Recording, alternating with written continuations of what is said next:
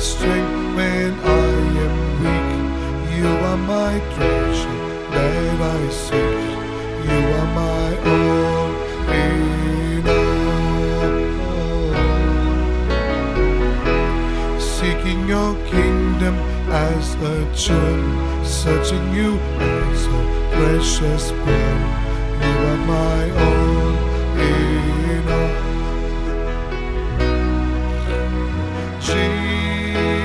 Jesus, Lamb of God, worthy is your name. Jesus, Lamb of God, worthy is your name. Taking my sin, my cross, my shame, you gave me your blessing and your name. You are my all in all. When I fall down, you pick me up. When I am dry, you fill my cup. You are my all in all.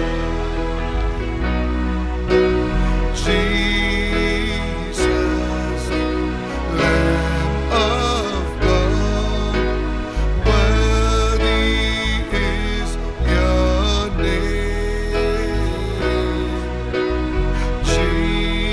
Jesus, Lamb of God, worthy is your name.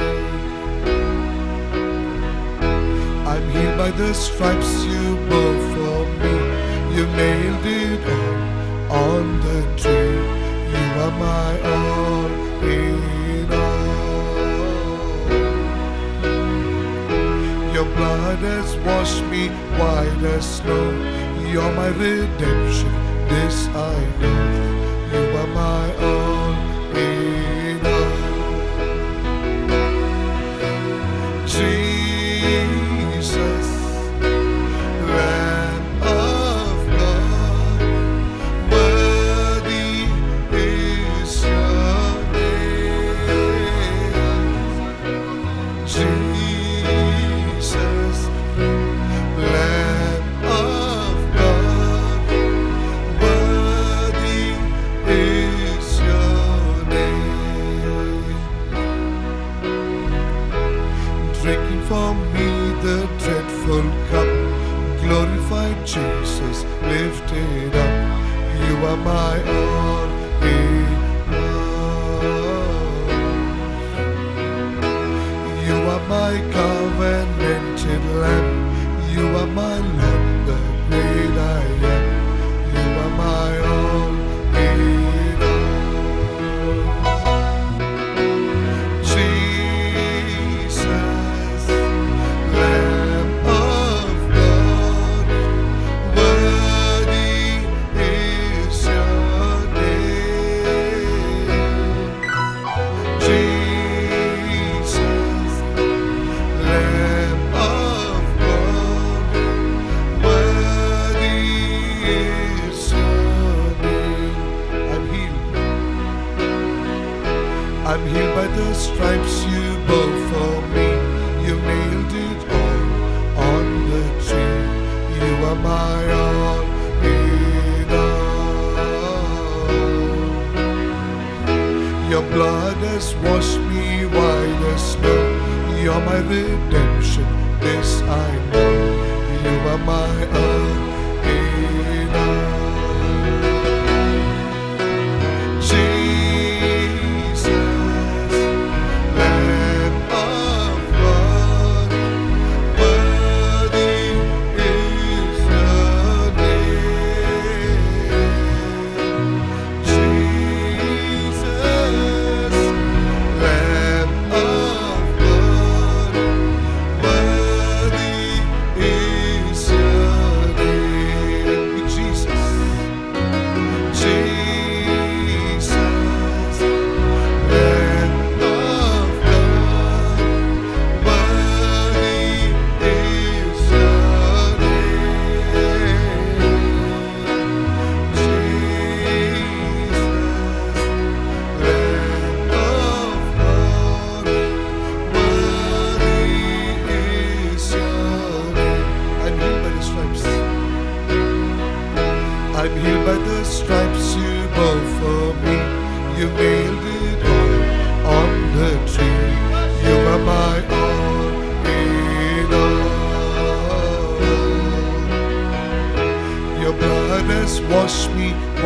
cornerstone. You're my redemption, this I know. You are my all in all. Jesus, Lamb of God, worthy is your name. Your name is holy. Jesus, Lamb of God, worthy is your name. Jesus, Lamb of God, worthy is your name. Jesus, Lamb of God, worthy is your name.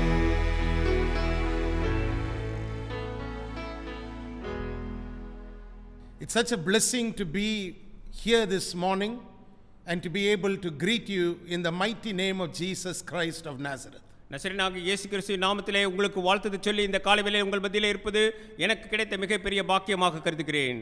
To meet with you and to talk to you from the Word of God is a very high privilege that God has given to me. எனக்கு கொடுத்த மிகப்பெரிய வாய்ப்பாக உங்களை சந்திப்பதும் தேவனுடைய வார்த்தையிலிருந்து உங்களிடத்திலே செய்தியை கொண்டு வருவதும் எனக்கு கிடைத்த மிகப்பெரிய பாக்கியமாக கருதுகிறேன். If you are listening to the sound of my voice along with your family, I want to greet all of you in the mighty name of Jesus. உங்கள் குடும்பத்தாரோடு கூட நீங்கள் இந்த வார்த்தைகளை கேட்டுக்கொண்டிருக்கிறவர்களாக இருக்கிறீர்களானால் இது மிகப்பெரிய ஒரு வாய்ப்பாக நான் நினைக்கிறேன். If you are alone and still listening to this message, I want to greet you specially and to tell you God loves you.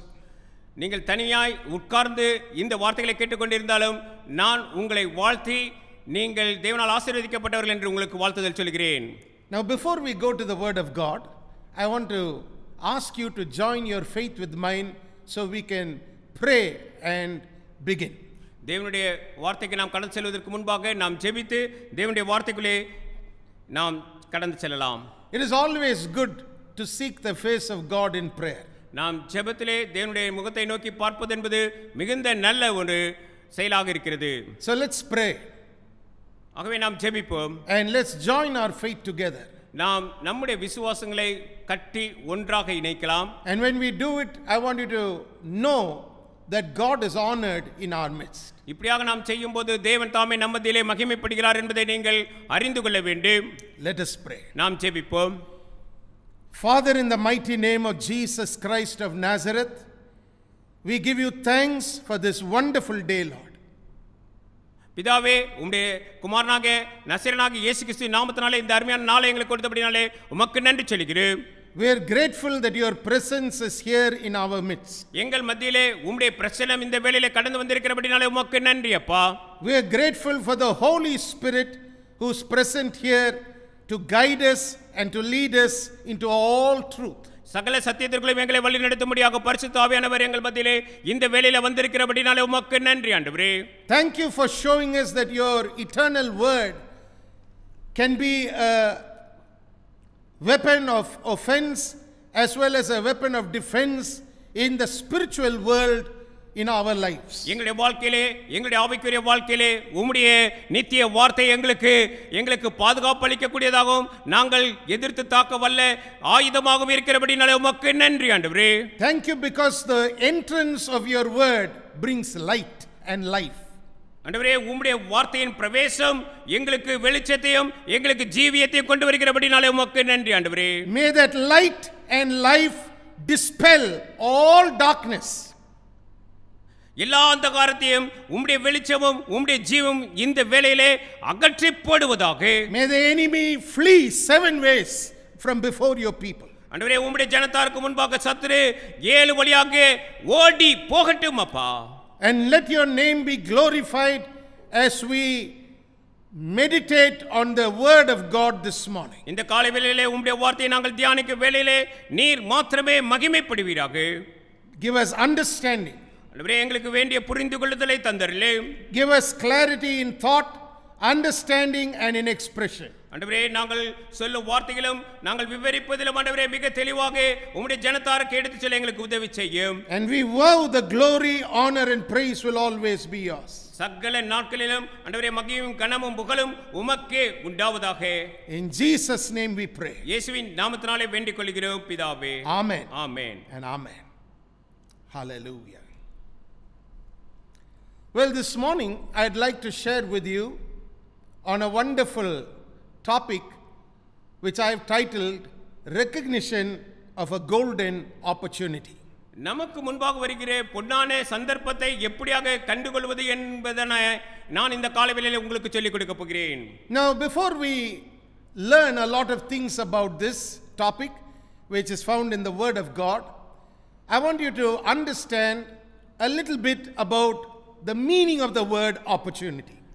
நாம் இந்த தலைப்பின் உள்ளே செல்வதற்கு முன்பாக நான் முதலிலே சந்தர்ப்பம் என்றால் என்ன என்று களஞ்சியம் என்ன சொல்கிறது என்று சொல்லி நான் பார்த்துவிட்டு செல்லலாம் என்று சொல்லி விரும்புகிறேன். According to the dictionary, the Bible also is in agreement with what the dictionary says. The dictionary tells us that the meaning of the word opportunity is a time or a set of circumstances that makes it possible to do something in life. ஒன்றை செய்யக்கூடியதாக வல்லதாக ஒரு கால சூழ்நிலையோ அல்லது நேரமோ நமக்கு சாதகமாக இருப்பதே நம் முன்பாக வரக்கூடிய சந்தர்ப்பம் என்று சொல்லியதாக சொற்களஞ்சியம் விளக்கம் சொல்கிறது. The Bible is also in agreement with that.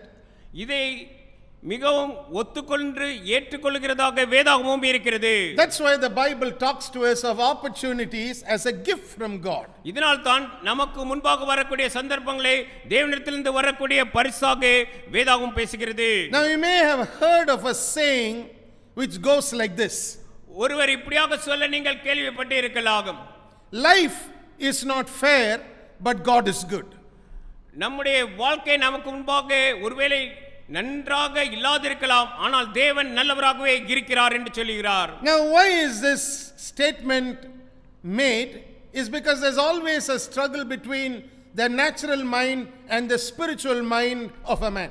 இதை ஏன் அவர் சொல்கிறார் என்றால் இயற்கையான தன்னுடைய சிந்தைக்கும் ஆவிக்குரிய சிந்தைக்கும் இடையில எப்பொழுதும் ஒரு போராட்டம் இருந்து கொண்டிருப்பதனால அவர் அப்படியாக சொல்கிறார். The natural mind has a fatalistic belief which makes it believe that there can be nothing done in life to change a circumstance, and circumstances will always remain just the way it ought to be, and God cannot do anything, man cannot do anything about what is happening on the face of this earth. இயற்கையான மனிதனுடைய சிந்தை எப்பொழுதும் இப்படியாக இருக்கிறது. உலகத்திலே நடக்கக்கூடிய சந்தர்ப்பங்கள் அல்லது சூழ்நிலைகள் இப்படியே தான் இருக்கும், அது மாறாது, தேவனால் கூட மாற்ற முடியாது, தன்னால் மாற்ற முடியாது என்று சொல்லி தன்னுடைய விதிப்பைனை எப்பொழுதும் அது சார்ந்து நிற்கக்கூடியதாக இருக்கிறது. Many times people are so fatalistic in their beliefs that they attribute everything that happens in life to fate. சிலர் இந்த விதியை மிகவும் சார்ந்திருக்கிறார்கள். எந்த அளவிற்கு என்றால் தங்களுடைய வாழ்க்கையிலே நடக்கக்கூடிய யாவும் அந்த விதியினாலேயே நடக்கிறது என்றதாக யோசிக்கிறார்கள். But when you read the Bible tells us that there is something that you and I have to, as a Christian believer, pay close attention to. நீங்களும் நானும் விசுவாசிகளாகிய நாம் வேதாகமத்திலே ஒன்றிற்கு மிக கவனம் செலுத்த வேண்டியவர்களாக இருக்கிறோம். The first thing is you must understand that if you are to recognize an opportunity as being sent from God to you, you must believe in God management. தேவனிடத்திலிருந்து அனுப்பப்பட்ட சந்தர்ப்பம் அது என்று சொல்லி நீங்கள் ஏற்றுக்கொள்கிறவர்களாக இருப்பீர்களானால் அதை நிர்வகிக்கக்கூடிய அளவிற்கு தேவன் இருக்கிறார் என்பதையும் நீங்கள் அறிந்திருக்க வேண்டும். That's right, you have to believe in God management. இதனால் தான் தேவன் உங்களை நிர்வகித்து வருகிறார் என்பதிலே நீங்கள் அறிந்தவர்களாக இருக்க வேண்டும். You can't believe that fate is unchangeable. விதியை மாற்ற முடியாது என்பதை நீங்கள் நம்பவே கூடாது. That's why I want you to turn with me please in your Bibles to the book of Ecclesiastes chapter 9, and we are going to read the first part of verse 1. பிரசங்கியின் புத்தகம் 9ஆம் அதிகாரம் முதல் வசனத்திலே இப்படியாக நாம் பார்க்கிறோம். இவை எல்லாவற்றையும் நான் என் மனதிலே வகையறுக்கும்படிக்கு சிந்தித்தேன். நீதிமான்களும் ஞானிகளும் தங்கள் கிரியைகளுடன் தேவனுடைய கை வசமாயிருக்கிறார்கள். தனக்கு முன் இருக்கிறவர்களை கொண்டு ஒருவனும் விருப்பையாவது வெறுப்பையாவது அறியான். For all this I consider in my heart, even to declare all this, that the righteous and the wise and their works are in the hand of God. Now, when you read the first part of chapter 9 and verse 1, or the first part of verse 1, what we understand is the preacher understands that God manages the affairs of men and women thoroughly. மனுஷர்களுடைய சகல செயல்களையும் தேவன் தாமே நிர்வகிக்கிறார் என்பதை இந்த பிரசங்கியை எழுதின ஆக்கியோன் மிக தெளிவாக அறிந்திருந்தார் என்பதை நாம் பிரசங்கியின் புத்தகம் 9ஆம் அதிகாரம் முதல் வசனத்திலிருந்து அறிந்து கொள்கிறோம். Now, when you understand that God is the manager of every good thing, then you begin to understand that every opportunity given by God is given to you as a situation or a set of circumstances to bring out the qualities and skills God has invested in your life for the benefit of His glory and to touch people. அவருடைய நாம மகிமைக்கென்று அவர் உங்களுக்குள்ளே கொடுத்திருக்கக்கூடிய நல்ல குணாதிசயங்கள், அது மாத்திரமல்ல உங்களுக்குள்ளே இருக்கக்கூடிய சிறப்பான செயல்கள் அல்லது திறமைகள், அது இந்த எடுத்து பயன்படுத்த உதவி செய்யும். But then, like I told you a little earlier, there's always a struggle between the earthly mind of a man and the spiritual mind of a man. நான் ஏற்கனவே உங்களிடத்தில் சொன்னது போல இயற்கையான மனிதனுடைய சிந்தைக்கும் ஆவிக்குரிய மனிதனுடைய சிந்தைக்கும் அங்கே ஒரு போராட்டம் இருக்கிறது என்று சொல்லியதாக நாம் பார்த்தோம். To understand this, I'm going to read another verse from the same chapter in Ecclesiastes chapter 9. மற்றொரு வார்த்தையை இதை நாம் நன்றாக புரிந்து கொள்ளும்படியாக பிரசங்கியின் 9ஆம் அதிகாரத்திலிருந்து நான் இப்பொழுது எடுத்து உங்களுக்கு வாசிக்க இருக்கிறேன். I'm going to read from verses 10 and verse 11 of the same chapter. அதே அதிகாரத்தின் 10ஆம் வசனம் 11ஆம் வசனத்தை நான் எடுத்து வாசிக்கிறேன். Whatsoever thy hand findeth to do, do it with thy might. For there is no work, nor device, nor knowledge, nor wisdom in the grave, whither thou goest. I returned and saw under the sun that the race is not to the swift, nor the battle to the strong, neither yet bread to the wise, nor yet riches to men of understanding, nor yet favor to men of skill, but time and chance happeneth to them all. பிரசங்கி 9ஆம் அதிகாரம் 10ஆம் வசனம். செய்யும்படி உன் கைக்கு நேரிடுகிறது எதுவோ அதை உன் பலத்தோடே செய். நீ போகிற பாதாளத்திலே செய்கையும் வித்தையும் அறிவும் ஞானமும் இல்லையே. நான் திரும்பிக் கொண்டு சூரியனுக்கு கீழே கண்டதாவது, ஓடுகிறதற்கு வேகமுள்ளவர்களின் வேகமும் யுத்தத்துக்கு சௌரியவான்களின் சௌரியமும் போதாது, பிழைப்புக்கு ஞானமுள்ளவர்களின் ஞானமும் போதாது, ஐஸ்வர்யம் அடைகிறதற்கு புத்திமான்களின் புத்தி வித்துவான்களின் அறிவும் போதாது, அவர்கள் எல்லோருக்கும் சமயமும் தேவ செயலும் நேரிட வேண்டும். To summarize what the preacher is writing in these two verses, I want to share with you the meaning of verse 10 first and then the meaning of verse 11. இந்த இரண்டு வசனங்களிலிருந்து இதை எழுதின ஆக்கியோன் என்ன சொல்லுகிறார் என்பதை நான் விளக்கப் போகிறேன். முதலில் 10ஆம் வசனம், பின்பு 11ஆம் வசனத்தின் விளக்கத்தை சொல்கிறேன். Now in verse 10 the Bible wants us to understand that every day is precious in the sight of God. தேவனுடைய பார்வையிலே ஒவ்வொரு நாளும் மிக விலையேறப்பெற்றதாக இருக்கிறது என்பதை முதல் 10வது வசனம் நமக்கு சொல்லிக் கொடுக்கிறது. And that's why every day God gives a man an opportunity to prove himself. இதனால் தான் ஒவ்வொரு நாளும் தம்மை அவர் நிரூபிக்கும்படியாக ஒரு நல்ல சந்தர்ப்பத்தை ஒவ்வொருவருக்கும் தேவன் கொடுத்து வருகிறார்.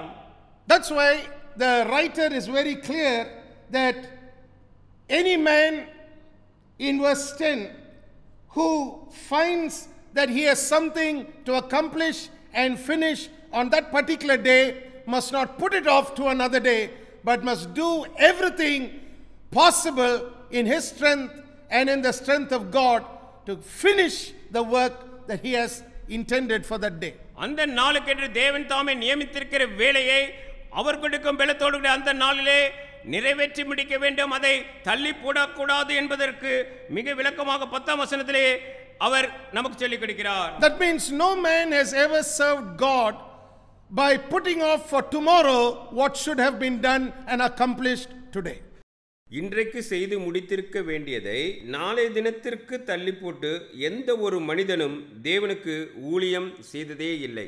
In other words, verse 10 simply means this: man was not created to be idle.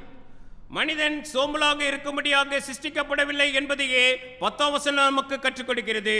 He was not elected to be idle. அவன் சோம்பேறி என்பதாக இருப்பதாக அவன் அதற்கென்று தேர்ந்தெடுக்கப்பட்டவன் அல்ல. He was not redeemed to be idle. அவன் சோம்பலாய் இருக்கும்படியாக மீட்கப்படவில்லை. He was not quickened to be idle. அவன் சோம்பலாக இருக்கும்படியாக அவன் உயிர்ப்பிக்கப்படவில்லை. And he was not sanctified by God's grace to be idle in life. தேவனுடைய கிருபையினாலே அவன் பரிசுத்தமாக்கப்பட்டது சோம்பலாய் இருப்பதற்காக அல்ல. That truth must sink deep into your spirit when you read Ecclesiastes chapter 9 and verse 10. இந்த சத்தியம் உங்களுக்குள்ளே மிக ஆழமாக செல்ல வேண்டும். பிரசங்கின் 9ஆம் அதிகாரம் 10ஆம் வசனத்தை வாசிக்கும்போது, Then when we move to verse 11, we have to understand the meaning of the word which is found there in verse 11. நாம் 11ஆம் வசனத்திற்கு கடந்து செல்லும்போது 11ஆம் வசனத்தினுடைய விளக்கத்தை நாம் பார்க்க இருக்கிறோம். Verse 11 simply put is declaring that everyone who walks on the face of this earth is given an opportunity by God. தேவனாலே இந்த பூவுலகத்திலே இருக்கக்கூடிய சகல மனுஷருக்கும் ஏதாவது ஒரு விதத்திலே ஒரு சந்தர்ப்பத்தை தேவன் கொடுத்து வருகிறார் என்று இது நமக்கு சொல்லிக் கொடுக்கிறது. The word time and chance is mentioned in the latter half of verse 11. 11ஆம் வசனத்தின் பின்பகுதியிலே நாம் பார்க்கும்போது சமயமும் அதேவேளை தேவ செயலும் என்று சொல்லியதான பதங்கள் நமக்கு எடுத்து பயன்படுத்தப்பட்டிருக்கிறது. The word time literally means an opportunity which is made available to every man, is re-emphasized by the preacher. இங்கே எழுதுகிற எழுத்தாளர் மிக தெளிவாக சமயம் என்பதினாலே ஒவ்வொருவருக்கும் தேவன் கொடுக்கிற சந்தர்ப்பம் கொடுக்கப்பட்டிருக்கிறது என்று சொல்லி விளக்கம் கொடுக்கிறார். And when the word chance is used, he wants us to understand that there is an occurrence that happens in people's lives. வேதாகமம் தேவ செயல் அல்லது சமயம் என்று சொல்லும்போது ஒவ்வொருவருடைய வாழ்க்கையிலும் நிகழ்ந்து வரும் நிகழ்வுகள் அல்லது வாய்ப்புகளை குறித்து பேசுகிறது. Sometimes it looks like unpredictable events, but when you understand that God is managing everything, then even the unpredictable is brought into subjection to God. ஒருவேளை செயல்கள் நேரிடும் போது அவைகள் நம்மளால் ஒருவேளை முன்பு அறியக்கூடிய முடியாததாக இருக்கலாம், ஆனால் அப்படி முன்பு அறிய முடியாத செயல்களும் கூட அது தேவனுடைய நிர்வாகத்திலே இருக்கிறது என்பதை நாம் அறிந்து கொள்ள வேண்டும். So when you read about the word chance, you must not come to the conclusion that God is not available to help you to overcome a set of circumstances in life. ஒரு தேவ செயல் என்று சொல்லும்போது அங்கே தேவன் நமக்கு உதவி செய்ய இல்லை, அந்த சந்தர்ப்பத்தை மேற்கொள்வதற்கு உதவி செய்ய இல்லை என்று சொல்லியதாக நீங்கள் எடுத்துக்கொள்ள கூடாது. That's why you must understand the Bible makes it very clear there are certain facts that it talks to us about every opportunity that we receive in life. நம்முடைய வாழ்க்கையிலே வரக்கூடிய ஒவ்வொரு சந்தர்ப்பத்தையும் குறித்து வேத வசனம் நமக்கு மிக தெளிவாக ஒவ்வொரு இடத்திலும் எடுத்து சொல்கிறது. There are 4 important facts about opportunity I'd like to first share with you. நான் உங்களோடு கூட சந்தர்ப்பத்தை குறித்தான 4 உண்மைகளை உங்களுக்கு கற்றுக் கொடுக்க இருக்கிறேன். The first one I'd like to share with you is God is a God of opportunity. தேவன் சந்தர்ப்பங்களின் தேவன் என்பதை நீங்கள் முதலில் அறிந்திருக்க வேண்டும். When you understand that God is the God of opportunity, you understand that the Bible gives us countless examples of how God gives every man and woman an opportunity in life every day.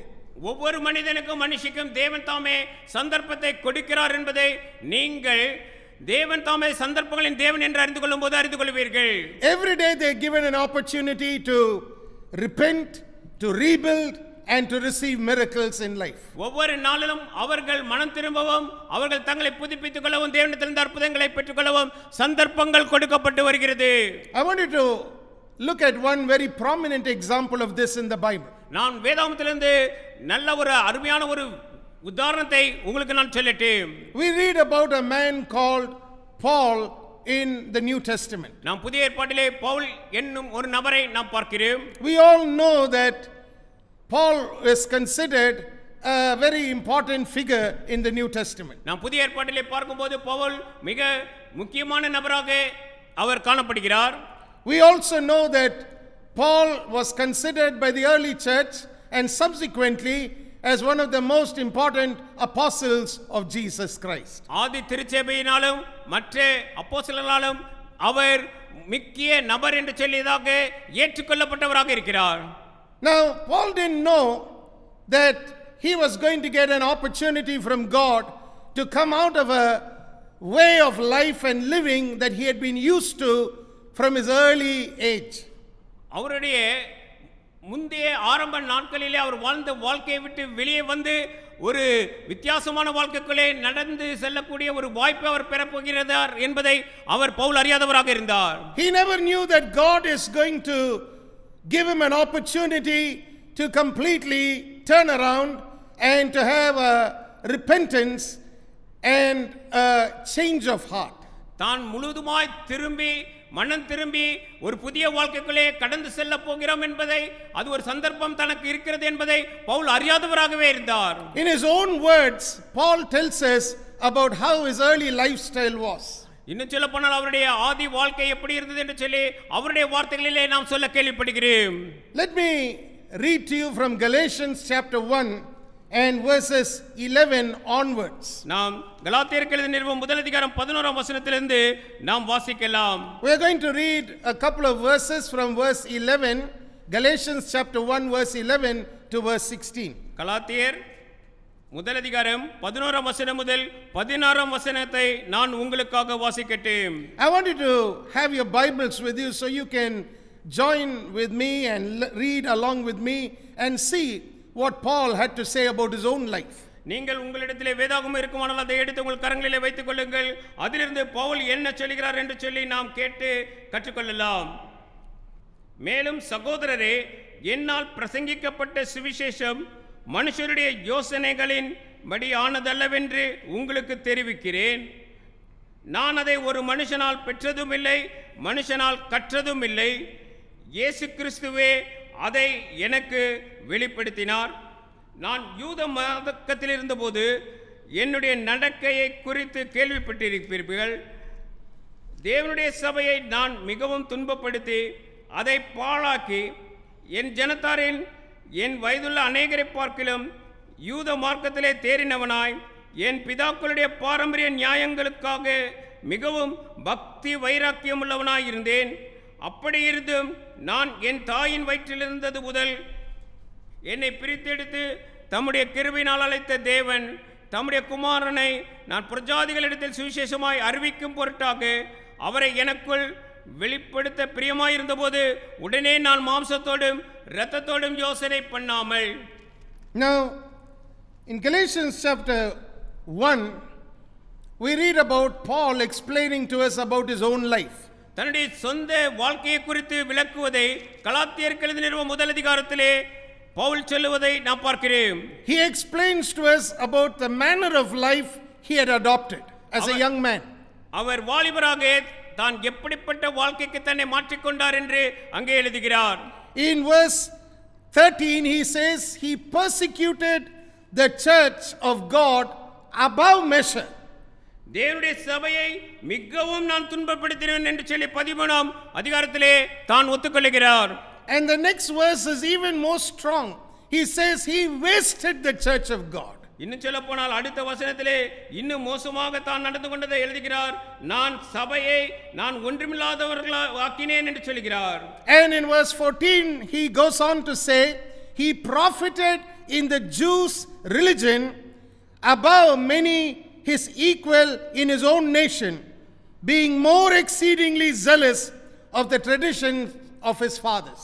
அவருடைய பாரம்பரியத்திற்காக தன்னுடைய பிதாக்களுடைய நியாயங்களுக்காக மிகவும் பக்தி வைராக்கியம் உள்ளவராக அவர் யூத மார்க்கத்திலே இருந்ததை 14ஆம் வசனத்திலே சொல்லுகிறார். So here is a man who's tradition bound and who's also having a mindset that anything away from the tradition that he had been taught is to be dealt with a very strong hand, and that's how he lived his life. அவர் வாழ்ந்த வாழ்க்கை எப்படிப்பட்டதாக இருக்கிறது என்றால் அவர் பாரம்பரியத்தினாலே கட்டப்பட்ட பாரம்பரியத்திற்கு விட்டு வெளியே செல்கிற எதுவாக இருந்தாலும் அதை மிக கடினமான கைகளினாலே செயல்பட வேண்டும் என்று சொல்லியதாக அவர் இருந்தவராக இருந்தார். But in verse 15 and 16 he talks to us about the God opportunity that was given to him to repent.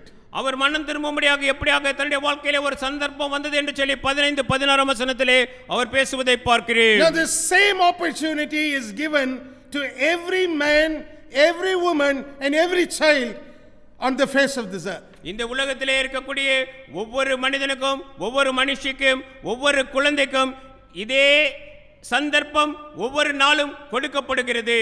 No man can say that fate is ordained me to live by the tradition that I have learned as a child. நான் இந்த பாரம்பரியத்தினாலே சிறு பிள்ளையிலிருந்து கற்றுக்கொண்டு வந்தபடியினாலே நான் என் விதிப்பையினாலே இப்படியாக நடந்து கொள்கிறேன் என்பதாக ஒருவரும் சொல்ல முடியாது.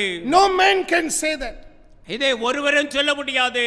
Why? Because Paul tells us that he had been so used to tradition that he thought anything else was to be suspected, hated and turned away from him.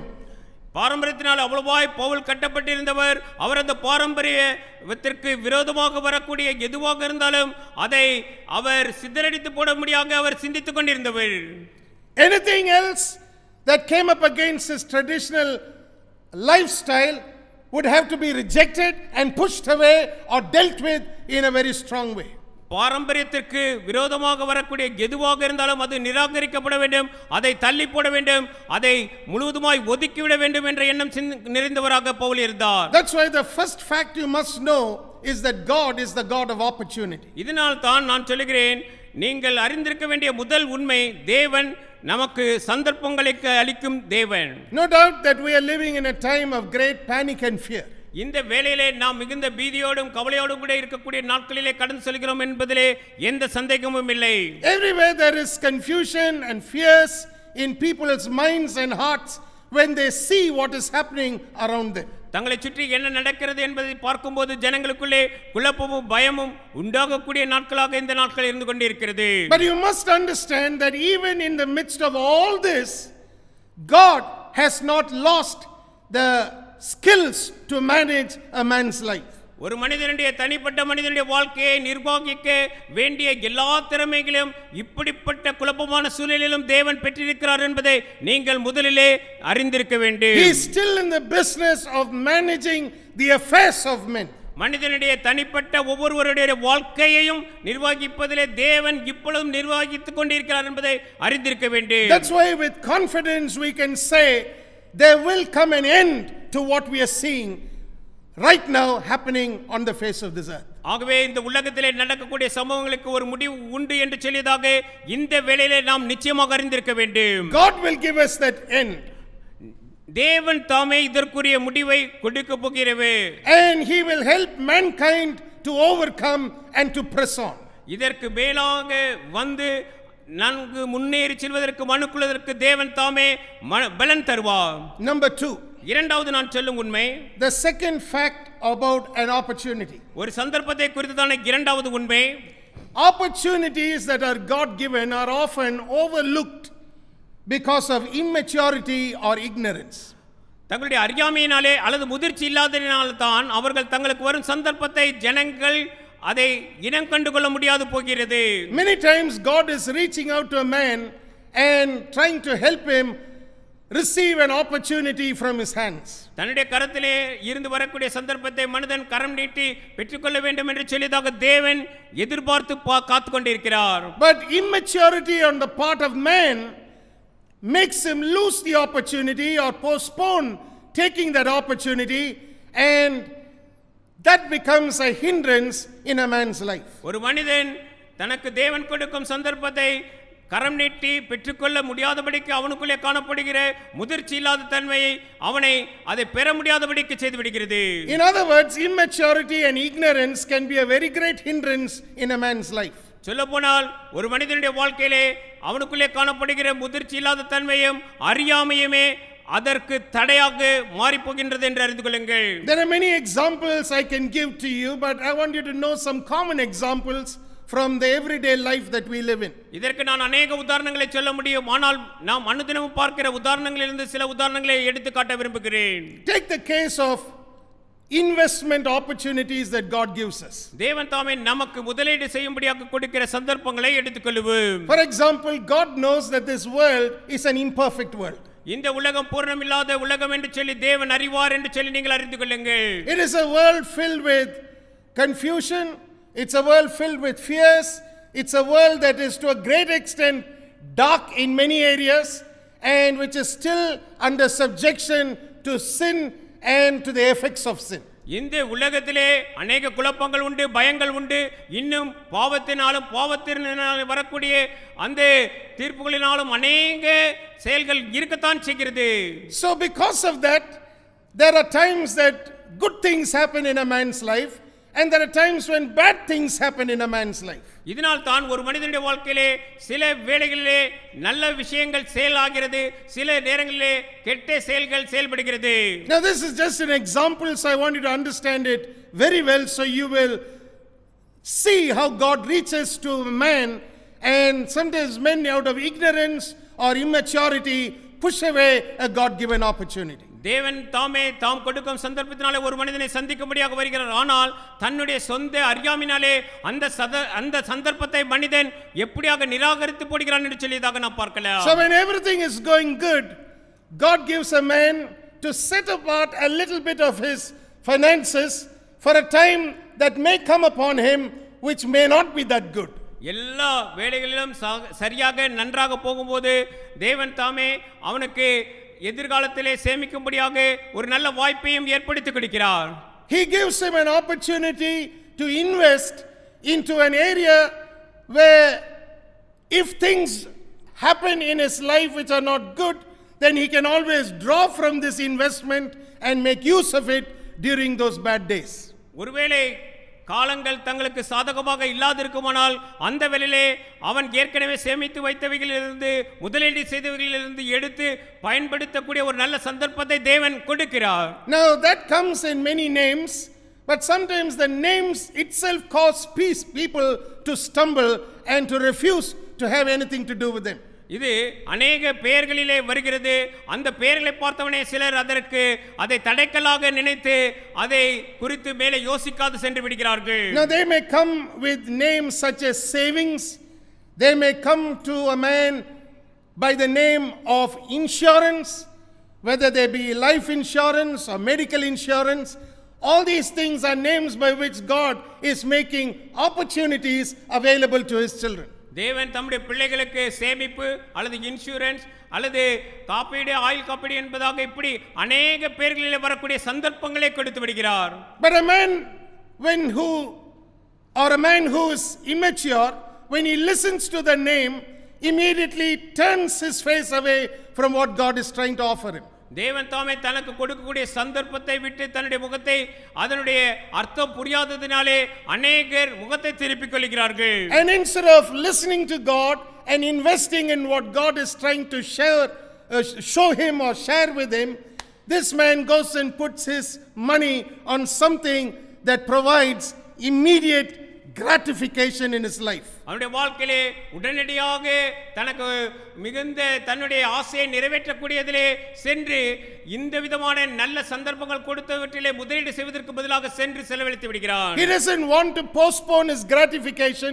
He wants immediate gratification. அவனுக்கு வேண்டியதெல்லாம் இப்பொழுது என்னுடைய ஆசை என்ன, அந்த ஆசையை தீர்த்துக் கொள்வதற்கு பூர்த்தி செய்வதற்கு மாத்திரம் பயன்படுவதற்கு மாத்திரமே நான் செலவழிப்பேன் என்பதாக எடுத்துக்கொள்கிறான். So what happens is you find that a God-given opportunity is missed or overlooked because of immaturity or ignorance. அவனிடத்திலே இருக்கக்கூடிய முதிர்ச்சி இல்லாத தன்மையினாலும் அவனுடைய மதியினத்தினாலும் அவனுக்கு தேவன் தாமே கொடுத்த சந்தர்ப்பத்தை அவன் இழந்தவனாக அந்த வேளையிலே காணப்படுகிறான். Sadly, these are the people who are badly hit when things go wrong in life. இன்றைக்கு சூழ்நிலைகள் தனக்கு மோசமாக செல்லும்போது மிகவும் பாதிப்படைந்தவர்கள் யார் என்றால் இப்படிப்பட்டவர்களாகவே இருக்கிறார்கள். And they are the people who constantly keep blaming fate and luck when things go wrong in their lives. இவர்கள் தான் தங்களுடைய வாழ்க்கையின் விதியை தங்களுக்கு சரியான ஒரு நல்ல நேரம் இல்லை என்று சொல்லியதாக நொந்து கொள்கிறவர்களாக காலங்கள் தங்களுக்கு சாதகமாக இல்லாத போது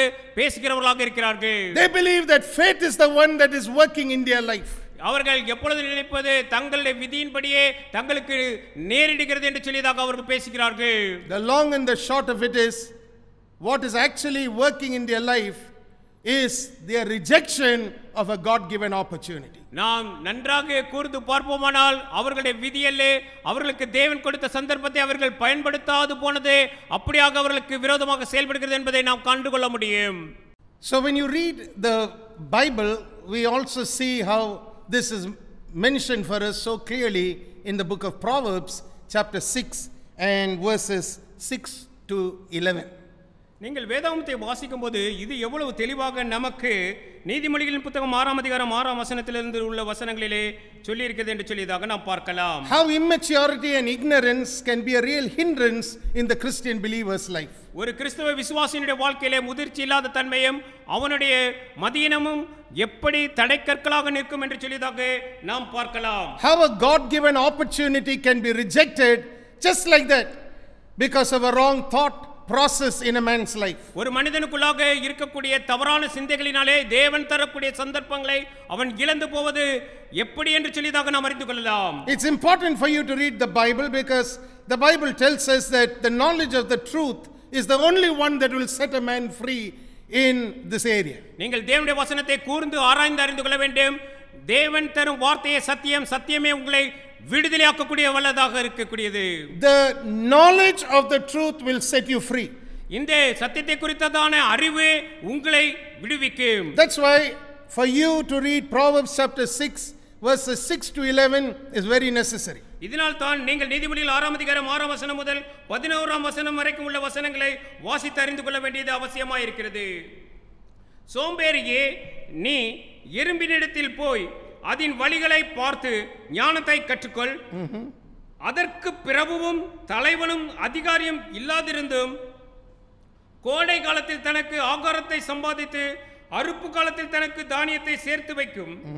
சோம்பேறியே, நீ எவ்வளவு நேரம் படுத்திருப்பாய்? எப்பொழுது உன் தூக்கத்தை விட்டு எழுந்திருப்பாய்? இப்பொழுதும் கொஞ்சம் தூங்கட்டும், இன்னும் கொஞ்சம் உறங்கட்டும், இன்னும் கொஞ்சம் கை முடக்கி கொண்டு நித்திரை செய்யட்டும் என்பாயோ? உன் தரித்திரம் வழிபோக்கனை போலவும் உன் வறுமை ஆயுதம் அணிந்தவனை போலவும் வரும் என்று அறிந்து கொள்ளுங்கள். Poverty and want comes to a man who's sleeping over the word of God and the instructions of God, as well as opportunity that God gives a man for change.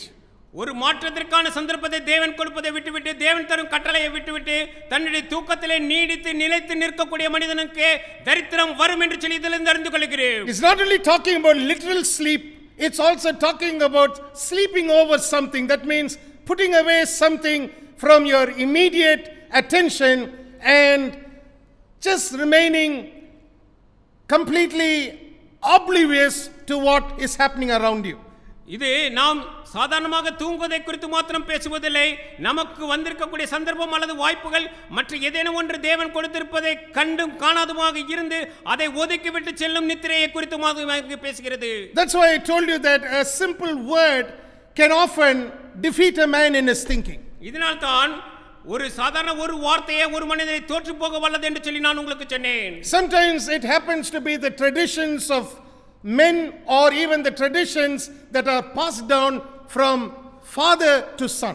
இது ஒருவேளை தங்களுடைய பாரம்பரியத்திலிருந்து வரக்கூடியதினாலே அது வரக்கூடியதாக இருக்கலாம், அல்லது ஒரு பிதாவினிடத்திலிருந்து குமாரனுக்கு கொடுக்கப்பட்ட இதனாலே வரக்கூடியதாகவும் இருக்கலாம். Maybe a son while he was growing up had heard his father just make an off the cuff remark saying, "Oh, I don't believe in all this insurance."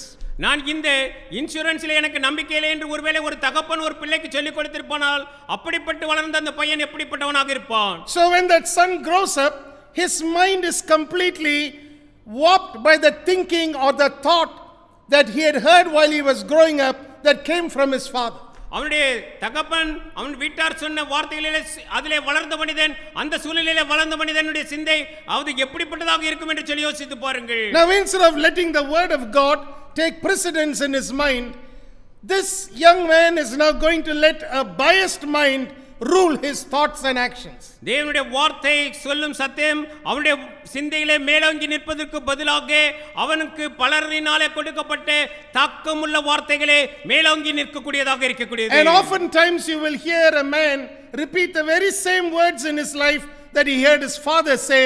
He will also utter these words and say, I don't believe in insurance. அவருடைய அப்பா என்ன சொல்ல கேட்டானோ அதே வார்த்தையே அந்த மனிதன் சொல்லுவதை நாம் பார்ப்போம். எனக்கு இந்த இன்சூரன்ஸ்ல நம்பிக்கை இல்லை என்று அவன் சொல்வதை நான் பார்த்திருக்கிறேன்.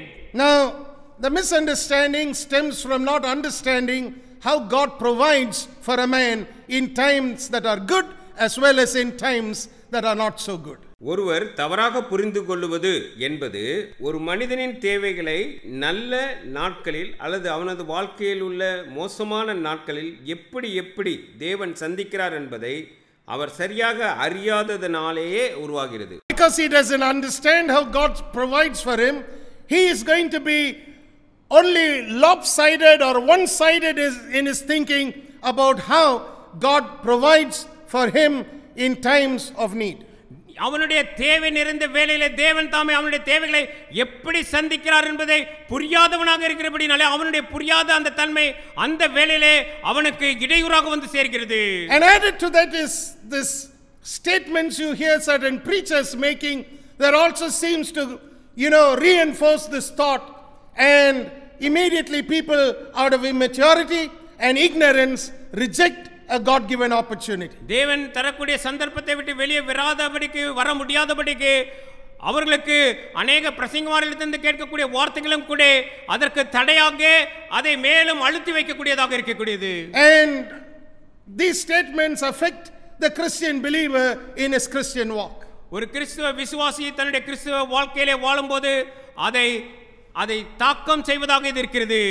Now I want you to see how the Bible tells us God gives us opportunities to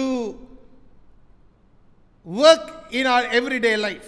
நம்முடைய அன்னுதின வாழ்க்கையிலே தேவன் தாமே நமக்கென்ற சந்தர்ப்பங்களை எப்படியெல்லாம் கொடுத்து வருகிறார் என்று சொல்லி நீங்கள் அறிந்து கொள்ள நான் இந்த வேளையிலே எப்படி என்று கற்றுக் கொடுக்கிறேன். Why ignorance and immaturity need not be a hindrance to letting God open up in our lives with great blessing. அநேக ஆசீர்வாதங்களோடு அநேக சந்தர்ப்பங்களை தேவன் தாமே திறந்து வைக்கும்போது நம்முடைய அறியாமையும் நம்முடைய மதியினமும் அதற்கு தடையாக இராதபடிக்கு எப்படி பார்த்துக் கொள்வது என்று நான் உங்களுக்கு சொல்லிட்டேன். Look at Galatians chapter 6 and verse 10. நீங்கள் கலாத்தியருக்கு எழுதின நிருபம் 6ஆம் அதிகாரம் 10ஆம் வசனத்திற்கு உங்கள் வேதாகமத்தை என்னோடு கூட திருப்புங்கள். ஆகையால் நமக்கு கிடைக்கும் சமயத்திற்கு தக்கதாக யாவருக்கும் விசேஷமாக விசுவாச குடும்பத்தார்களுக்கும் நன்மை செய்ய கடவும். As we have therefore opportunity, let us do good unto all men, especially unto them which are of the household of faith. நாம் நமக்கு கிடைக்கும் சமயத்திற்கு தக்கதாக யாவருக்கும் விசேஷமாக விசுவாச குடும்பத்தார்களுக்கும் நன்மை செய்ய கடவும். The problem in many people's mind is when I read a statement like this, they out of ignorance or immaturity immediately operate exactly opposite to what this verse tells us. இந்த வசனம் என்ன சொல்லுகிறது என்று சொல்லி இதிலிருந்து அவர்கள் வாசிக்கும்போது அவர்களுடைய அறியாமையும் முதிர்ச்சி இல்லாத தன்மையும் இந்த செயல் எப்படி செய்ய வேண்டும் அதற்கு எதிர்ப்பதத்திலே செயல்படியாக அவர்களை மாற்றி விடுகிறது. They think that if you are of the household of faith, you have no needs, you have no wants, you have no desires, you don't lack anything at all. இவர்கள் நினைப்பது விசுவாச குடும்பத்தாராக இருந்தால் நமக்கு தேவைகள் இல்லை, நாம் எதையும் ஆர்வப்பட வேண்டியதில்லை, பெற்றுக்கொள்ள வேண்டியதில்லை என்று சொல்லிதாக யோசிக்கிறார்கள். So they think we don't need to do any good to anybody who's in the household of faith. Faith is enough for them to make it through. விசுவாச குடும்பத்தாருக்கு எந்த உதவியும் செய்ய வேண்டாம் என்று நினைக்கிறார்கள். அவர்கள் பெற்றிருக்கிற விசுவாசம் அவர்களுக்கு போதும், அவர்களை கடினமான சூழ்நிலையில் கடத்தி செல்ல என்றும் நினைக்கிறார்கள். Faith alone is enough for that person. அவர்களுக்கு விசுவாசம் மட்டும் இருந்தால் போதும் என்று நினைக்கிறார்கள். So instead of obeying verse 10 and doing good to the people who are of the household of faith, they end up not doing any good for the persons who belong to the household of faith. விசுவாச குடும்பத்திலே இருக்கக்கூடியவர்களுக்கு தாங்கள் சென்று எந்த உதவியும் செய்ய நினைக்காதபடிக்கு தாங்கள் விசுவாசம் மட்டும் பெற்றிருந்தால் போதும் என்று சொல்லியதாக நினைத்து அவர்கள் எந்த ஒரு உதவிக்கரம் நீட்டுவதில்லை. They never help a person who belongs to the household of faith. விசுவாச குடும்பத்திலே விசுவாசத்திலே இருக்கக்கூடியவர்களுக்கு எந்த ஒரு உதவியையும் அவர்கள் செய்வதில்லை. The Bible tells us something else in verse 10. ஆனால் 10ஆம் வசனத்திலே நாம் பார்க்கும்போது வேத வாக்கியம் வேறு விதமாக நமக்கு கற்றுக் கொடுக்கிறது. As we have opportunity, do good, especially unto them who are of the household of faith. நமக்கு அது கற்றுக் கொடுப்பது கிடைக்கும் சமயத்திற்கு தக்கதாக யாவருக்கும் விசேஷமாக விசுவாச குடும்பத்தாருக்கு நன்மை செய்ய கடவோம் என்று சொல்லிக் கொடுக்கிறது. So what's happening in people's mind? They are robbing themselves of the blessing and an opportunity to let them enjoy what God wants them to do in life every day. அனுதினமும் அவர்களுக்கு தேவன் தாமே ஒரு ஆசீர்வாதமாய் சந்தர்ப்பமாய் கொடுப்பதை அவர்கள் செய்யாதபடிக்கு அவர்கள் தடையாக அங்கே நின்று கொண்டிருக்கிறார்கள். It's like the writer of the book of Proverbs tells us in chapter 6, they are slumbering and their hands are clasped together. They are not laboring the way God wants them to labor. அவர்கள் எப்படியாக வேலை செய்ய வேண்டுமோ அப்படியாக வேலை செய்யாது அவர்கள் கைகளை முடக்கிக் கொண்டு நீதிமொழிகளிலே எப்படியாக ஆகியோன் எழுதுகிறாரோ அப்படியாக அவர்கள் முடங்கி போய் கிடக்கிறார்கள். So in Proverbs chapter 6 we read about the slumbering man. நீதிமொழிகள் 6ஆம் அதிகாரம் தூங்கி ஒளியும் மனிதனை குறித்து பேசுகிறது. Proverbs chapter 6 tells us that the slumbering man is sleeping over what he should be doing. நீதிமொழிகள் 6ஆம் அதிகாரத்திலே நித்திரை செய்து கை முடக்கிக் கொண்டு தான் செய்ய வேண்டிய பணிகளை செய்யாதிருக்கக்கூடிய மனிதன் எப்படி இருக்கிறான் என்று சொல்லி நாம் பார்க்கிறோம். Number 3. மூன்றாவது நான் சொல்லும் உண்மை, an opportunity can be even given to you during a crisis season that is happening in your life. உங்களுடைய வாழ்க்கையிலே திருப்புமுனையாக இருக்கக்கூடிய பருவகால வேலைகளிலும் கூட உங்களுக்கு உரிய சந்தர்ப்பம் வந்து சேரும். Now God gives an opportunity, like I told you, to every man. நான் ஏற்கனவே சொன்னேன், தேவன் ஒவ்வொருவருக்கும் சந்தர்ப்பங்களை கொடுத்து வருகிறார் என்று சொன்னேன். Whether you are in ministry or whether you are not in ministry, whether you are saved or whether you are not saved, every person is given a God-given opportunity to do something worthwhile in life. வாழ்க்கையிலே நல்ல ஒரு செயலை செய்யும்படியாக ஒரு நல்ல சந்தர்ப்பத்தை நீங்கள் ஊழியத்திலே இருந்தாலும் ஊழியத்திலே இல்லாவிட்டாலும் ரட்சிக்கப்பட்டிருந்தாலும் ரட்சிக்கப்பட்டு இராதிருந்தாலும் உங்களுக்கு தேவன் கொடுக்கிறார் என்று சொன்னேன். For example, in 1 Kings chapter 17 we read about how God spoke to a man of God called Elijah.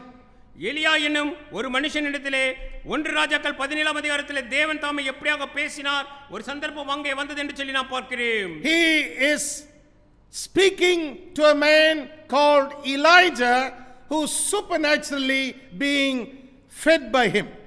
அவராலே இயற்கைக்கு அப்பாற்பட்ட விதத்திலே போஷிக்கப்பட்ட ஒரு மனுஷரிடத்திலே எலியாவினிடத்திலே தேவன் பேசுவதை அங்கே பார்க்கிறோம். Now Elijah was a man of God.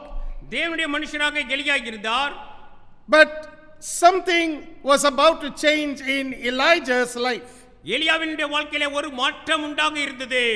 God wanted Elijah to go and meet a widow woman in a strange place and give her an opportunity to use her faith. அதுவரைக்கும் அவன் அறியாதிருந்த ஒரு இடத்திற்கு சென்று ஒரு விதவையை சந்திக்கும்படியாகவும் அதனாலே அந்த விதவைக்கு ஒரு நல்ல சந்தர்ப்பத்தை கொடுக்கும்படியாக தேவன் அந்த இடத்திலே பேசுவதை பார்க்கிறோம். That's why I told you, whether you're a believer or an unbeliever, whether you're saved or not saved, whether you're educated or not educated, whether you're a rich man or a poor man, God gives every person an opportunity in life. ஆகவேதான் நான் ஏற்கனவே உங்களுக்கு சொன்னேன், நீங்கள் விசுவாசியோ அல்லது அவ்விசுவாசியோ, ரட்சிக்கப்பட்டவரோ ரட்சிக்கப்படாதவரோ, படித்தவரோ படிக்காதவரோ, ஐஸ்வர்யவானோ அல்லது ஏழையோ, தேவன் ஒவ்வொருவருக்கும் ஒரு சந்தர்ப்பத்தை கொடுக்கிறார். Now the widow woman in Zarephath was not what you would call a born again believer.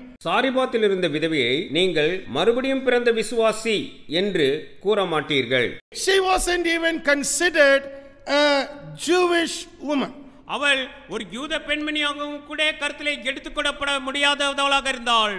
From the place where Elijah was, that he was seated at the brook Cherith, God tells him to leave that place and to travel northward and to go and meet this widow woman.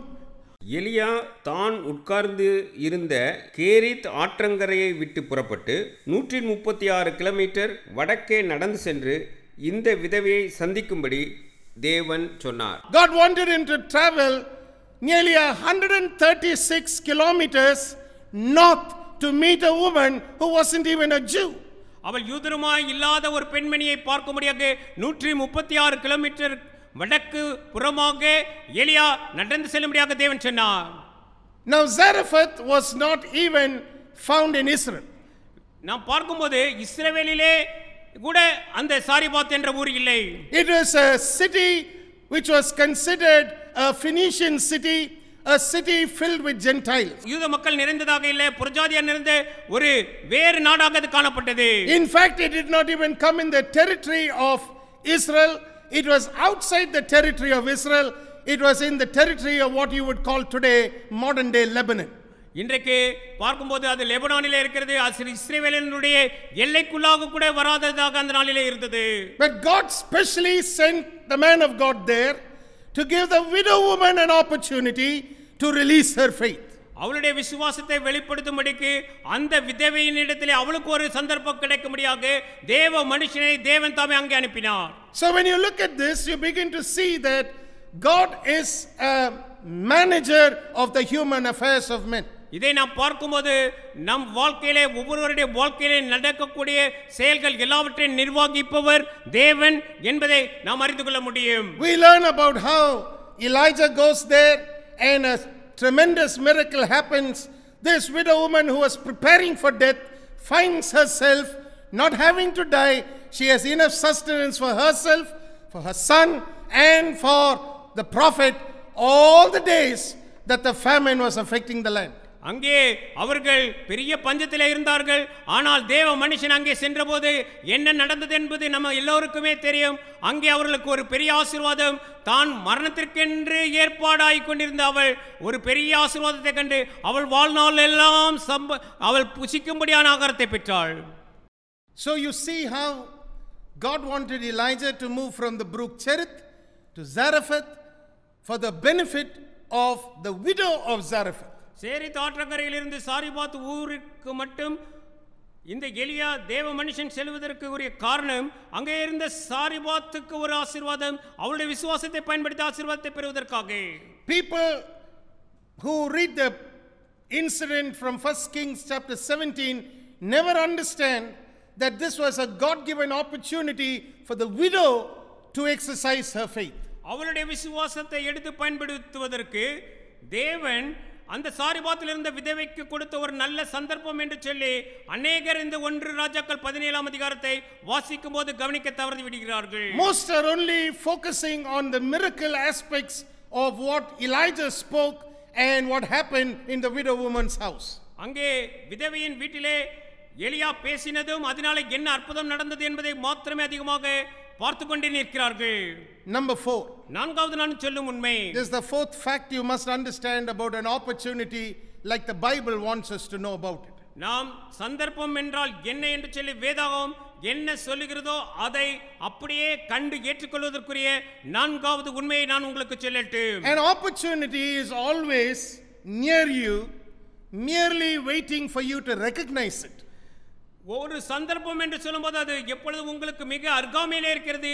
ஆனால் அது நீங்கள் அதை கண் திறந்து பார்த்து அதை புரிந்து ஏற்றுக்கொள்ள வேண்டும் என்று சொல்லி காத்திருக்கிறது. That's why it's biblical to make this your prayer every day. Lord, help me to see the opportunities you make available for me every day in my life. என்னுடைய வாழ்க்கையிலே அனுதினமும் நீர் கொண்டு வருகிற சந்தர்ப்பத்தை ஆண்டவரே எனக்கு நான் கண் திறந்து பார்த்து அதை புரிந்து கொள்ள எனக்கு உதவி செய்யும் என்று சொல்லி நீங்கள் ஜெபிக்க வேண்டியது அவசியமாய் இருக்கிறது. Psalm 84 and verse 11 tells us, no good thing will God withhold from them who walk uprightly. சங்கீதம் 84:11 உத்தமமாய் நடக்கிறவர்களுக்கு நன்மையை வழங்காதிரார் என்று சொல்கிறது. I have a biblical example for this also to share with you from the book of John's Gospel. யோவான் சுவிசேஷ புத்தகத்திலிருந்து இதற்கு ஒரு நல்ல உதாரணத்தையும் நான் உங்களுக்கு எடுத்து காட்ட முடியும். It is found in John's Gospel chapter 6 and it has to do with the 5 loaves and 2 fish miracle. இது 5 அப்பம் 2 மீனை கொண்டு ஆண்டவர் செய்த அற்புதமாகிய அந்த அற்புதத்திலே இருக்கிறது. Now I want you to understand that this particular miracle happened during the time of the Jewish Passover. அங்கே யூதர்கள் பஸ்காவை ஆசரித்து வந்த நாட்களிலே இந்த அற்புதம் நடந்தது என்று சொல்லி நீங்கள் அறிந்து கொள்ள வேண்டும். God makes opportunities to increase every time the Jews celebrate one of their major God ordained festivals. ஒவ்வொரு தேவன் தாமே நியமித்த பண்டிகைகளை நாம் ஆசரிக்கும் போது அந்த பண்டிகை வேளையிலே அநேக சந்தர்ப்பங்களை தேவன் கொடுக்கிறார். And it was no different during the days of Jesus. இது இயேசுவின் நாட்களிலும் வேறுபட்டதாக இல்லை. When you read John's Gospel chapter 6 and verses 3 onwards, we first read about how John mentions that it was at the time close to the Passover that this miracle took place. யோவான் 6 அதிகாரம் 3 வசனத்தை வாசிக்கும்போது இது நடைபெற்ற காலம் அது பஸ்கா பண்டிகைக்கு சமீபமாக இருந்தது என்று சொல்லி யோவான் அங்கே குறித்திருப்பதை பாருங்கள். Now the major thing that I want you to pay attention to, because you have heard a lot of things spoken from this portion of scripture, is just one place which I believe we need to re-emphasize if you are going to understand God given opportunities. நாம் தேவன் தரும் சந்தர்ப்பத்தை புரிந்து கொள்வதற்கு இதிலிருந்து நாம் ஒரு குறிப்பிட்ட பகுதியை நாம் மிகவும் கருத்தூன்றி பார்க்க போகிறோம். இதை குறித்து அநேகர் பேசி இருக்கிறார்கள். I want you to clearly think about what I'm going to share with you again, and this is something that is very, very real. If you can get it, you have understood this entire place that is recorded for us by the Apostle John. உங்களுக்கு புரிந்து கொள்ளும்படியாக நான் திரும்ப சொல்ல போகிறதை இந்த பகுதியை நீங்கள் புரிந்து கொண்டீர்களானால் இந்த முழு தலைப்பின் கீழ் நான் சொல்லும் யாவற்றையும் நீங்கள் புரிந்ததாக இருக்கும். We are grateful for the miracle that we read of, that is recorded about how 5,000 people were fed by 5 loaves and 2 fish.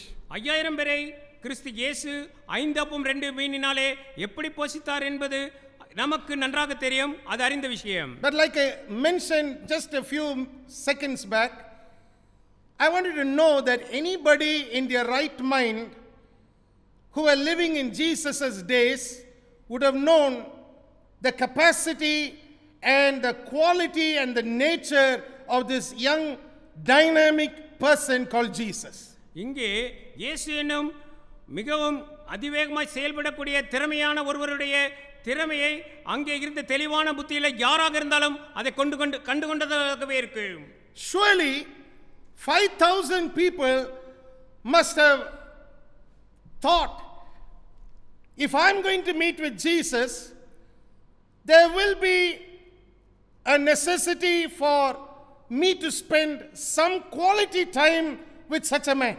அங்கே 5000 பேர் வந்திருக்கும் போது ஒரு அருமையான நபரை சந்திக்க போகிறோம். அங்கே நல்ல தரமான நேரத்தை நாம் செலவழிப்பதற்கு அதிக நேரம் நமக்கு கிடைக்குமே என்று சொல்லியதாக அவர்களிலே சிந்திக்க வேண்டும். Sad to say, none of the 5,000 recognized a God opportunity to be with Jesus for a longer period of time. அங்கே நீண்ட நேரம் செலவழிக்கும்படியான ஒரு நல்ல சந்தர்ப்பத்தை தேவன் அவர்களுக்கு கொடுத்திருக்கிறார் என்பதை அங்கே இருந்த அநேகர் கண்டுகொள்ளாதிருந்தார்கள். It was only one young boy who came prepared with something to eat so that he wouldn't make hunger an excuse to break his time with Jesus. இயேசுவோடு கூட தான் செலவழிக்க கிடைத்த நேரத்திற்கு ஒரு சாக்குப்போக்காக தனக்கு வரும் பசி இருக்கக்கூடாது என்பதற்காக ஒரே ஒரு பையன் மாத்திரமே தான் கொண்டு வர வேண்டிய உணவை கொண்டு வந்திருந்ததை நாம் பார்க்கிறேன். That is what impresses me in John chapter 6. யோவானாரில் இந்த விஷயம் தான் என் மனதை மிகவும் கவர்ந்தது. That means you can have an entire church coming to meet with Jesus and only one young man or a young boy who's prepared to receive an opportunity from God to be with Jesus in a longer way. முழு சபையும் இயேசுவை சந்திக்க கூடி வரும்போது அதில் ஒரே ஒரு வாலிப பையன் மாத்திரம் இயேசுவோடு நீண்ட நேரம் செலவழிக்க தனக்கு கிடைத்த சந்தர்ப்பத்தை பயன்படுத்த ஆயத்தமாக வந்தான் என இது அர்த்தம் தருகிறது. According to the suggestion of the disciples wanted to send the crowds away because they believed they were a hungry lot and they had to go find food for themselves. அங்கே இருந்தவர்கள் பசியா இருக்கிறார்கள், அவர்கள் சென்று அவர்களுடைய ஆகாரத்தை தேடிக்கொள்ளட்டும் என்பதே அங்கே இருந்த சீஷர்களுடைய ஆலோசனையாக இருந்தது. Now let's assume that is what happened. நாம் ஒருவேளை அப்படியாகத்தான் நடந்திருந்தது என்று சொல்லி நாம் நினைத்துக் கொண்டாலும், if all the 5,000 men, women and children were sent away, அங்கே இருந்த 5000 பேரையும் அவர்கள் அப்படியாக அனுப்பிவிட்டதாக இருந்தால், there would have been only one young boy remaining who would have said, I came prepared to be with you, Jesus, and I am not leaving your presence. இயேசுவே உம்மோடு கூட இருக்கும்படியாக உம்முடைய பிரசன்னத்திலே இருக்கும்படியாக ஆயத்தமாக வந்தது நான் ஒருவன் மாத்திரமே என்று சொல்லி அந்த ஒரு தனி சிறுவன் மாத்திரமே அங்கே நின்றவனாக இருந்திருப்பான். Now that is why I shared with you the fourth fact about a God-given opportunity. இதைத்தான் நான் நான்காவது தேவன் தரும் சந்தர்ப்பம் என்பதை குறித்ததான உண்மையாக நான் சொல்கிறேன். An opportunity is given to every man every day, but every man every day doesn't recognize it. ஒவ்வொரு நாளும் ஒவ்வொரு மனுஷிக்கும் சந்தர்ப்பம் கொடுக்கப்படுகிறது, ஆனால் அதை அவர்கள் புரிந்து கொண்டார்களா என்பதுதான் கேள்வி. Just imagine how this chapter and this incident would have been if this young boy, like the other 5,000 men and women and children, had also refused to bring 5 loaves and 2 fish with him that day. இந்த அதிகாரமும் இந்த சம்பவமும் அங்கிருந்த மற்ற 5000 பேர்களைப் போலவே இந்த பையனும் சேர்ந்து அப்பமும் மீனையும் கொண்டு வராது இருந்தால் எப்படி இருக்கும் என்று நீங்கள் கற்பனை செய்து பாருங்கள். How would it have been if this young boy had also been like the 5,000 and had come there that day without anything in his hands? இந்த பையனை அல்லாமல் அந்த பையனும் ஒருவேளை அந்த 5 அப்பம் 2 அப்பத்தை கொண்டு வராதிருந்தால் அங்கே அந்த 5000 பேருடைய நிலைமை எப்படியாக இருந்திருக்கும் என்று யோசித்து பாருங்கள். That's what I want you to focus on. அதைத்தான் நீங்கள் கருத்திலே மிகவும் கவனமாக எடுத்துக்கொள்ள வேண்டும் என்று நான் சொல்கிறேன். A God-given opportunity is always given so that with that opportunity God makes you a blessing in his hands to touch others' lives. தேவன் தரும் ஆசீர்வாதம் சந்தர்ப்பம் இப்படியாகத்தான் இருக்கிறது.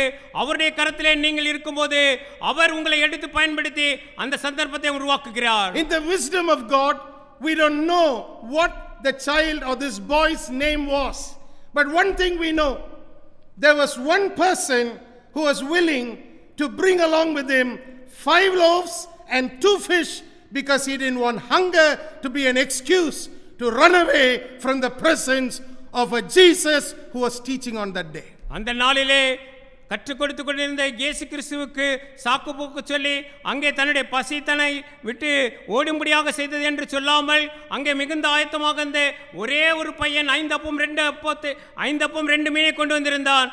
அந்த பையனுடைய பெயரும் கூட நமக்கு தெரியாது, அவன் ஒருவன் மாத்திரமே ஆயத்தமாக வந்திருந்தான். I'm going to close, but I want you to let these thoughts sink into your spirit.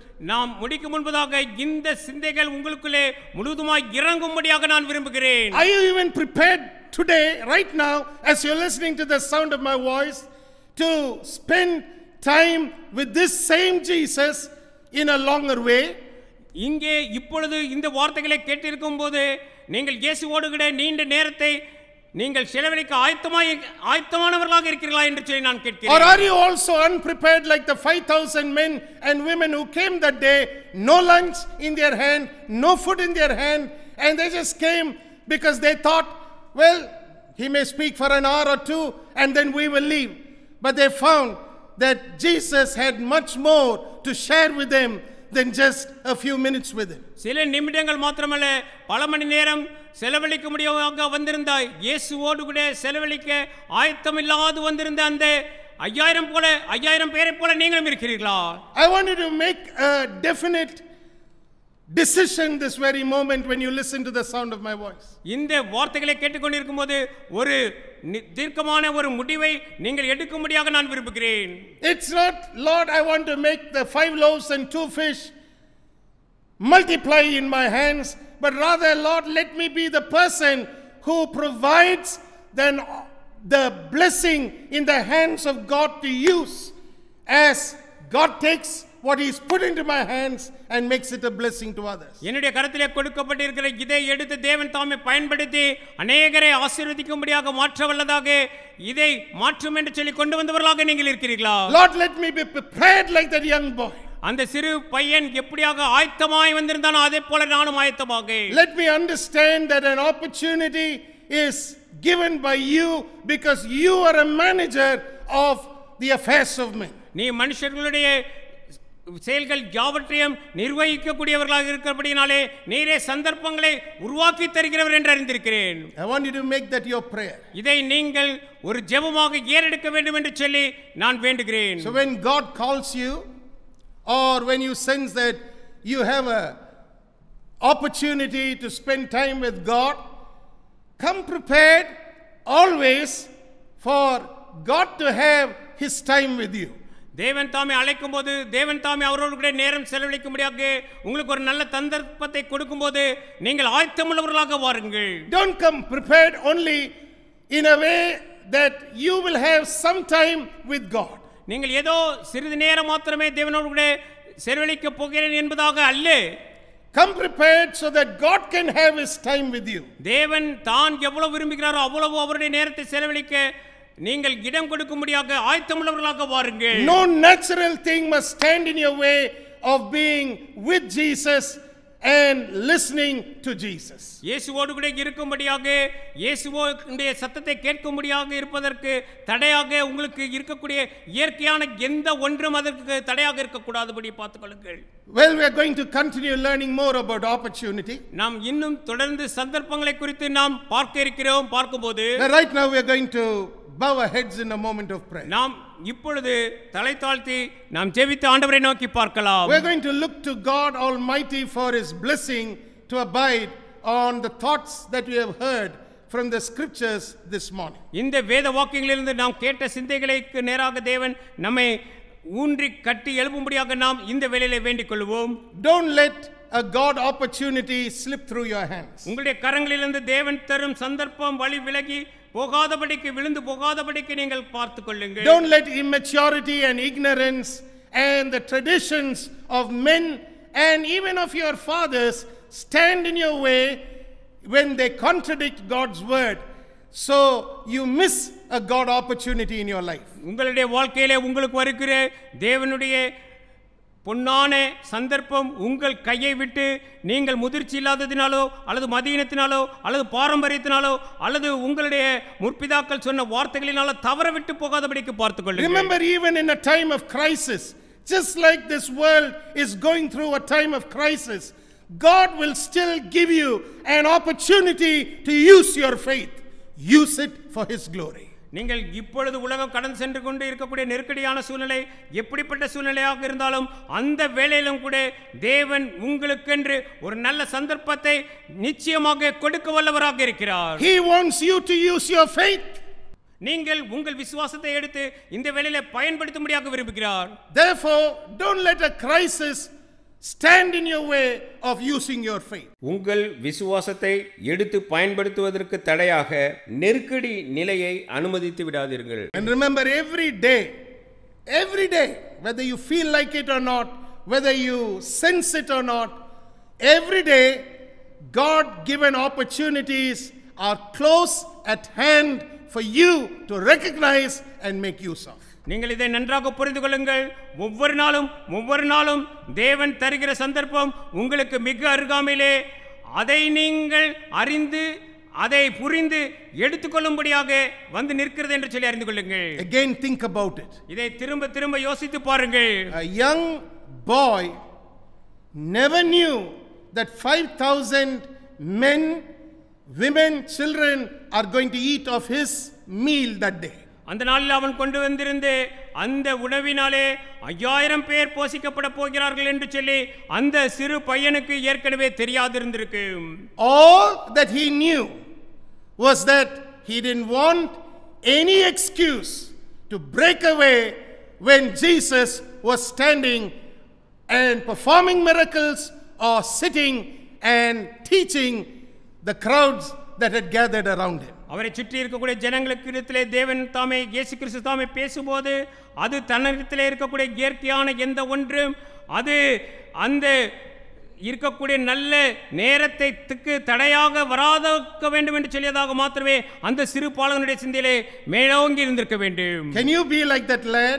நீங்கள் அந்த சிறு பையனைப் போல இப்பொழுது இருக்க முடியுமா? Can you decide in your heart that the best time with Jesus is a prepared time when you come prepared to be with him so he can have his time with you? இந்த வேளையிலே நான் ஆயத்தமாய் வருகிறேன், ஆயத்தமாய் வரும்போது அவருடைய இடத்திலிருந்து அருமையானவைகளை நான் பெற்றுக்கொள்ள முடியும் என்று வருகிற வேளையாக இது இருக்கிறதா என்று சொல்லி யோசித்து பாருங்கள். Let's bow our heads in a moment of prayer. நாம் ஜெபிக்கும்படியாக தலை தாழ்த்தி நாம் ஜெபிப்போம். Remember, God wants you to be a prepared vessel by reaching out and receiving every God-given opportunity that he makes available to you every day as a blessing from him. நீங்கள் அவரிடத்திலிருந்து ஆசீர்வாதமாக அனுதினமும் பெற்றுக்கொள்ளக்கூடிய ஒவ்வொரு பொன்னான சந்தர்ப்பத்தையும் கரம் நீட்டி அதை எடுத்து பயன்படுத்தியவர்களாக நீங்கள் இருக்க வேண்டும் என்று சொல்லி தேவன் விரும்புகிறார். Let's bow our heads in a moment of prayer. நாம் ஜெபிப்போம். Hallelujah. தலை தாழ்த்தி ஜெபிப்போம். Father, in the mighty name of Jesus, we come before the throne of grace with confidence this day. இந்த நாளிலே நம்பிக்கையோடு கூட உம்முடைய கிருபையின் சிங்காசனத்தண்டையிலே நசரேயனாகிய இயேசுவின் நாமத்தினாலே வருகிறோம் அப்பா. We thank you for this very blessed time that you have given us to approach you, because you have made a way for us to come before you.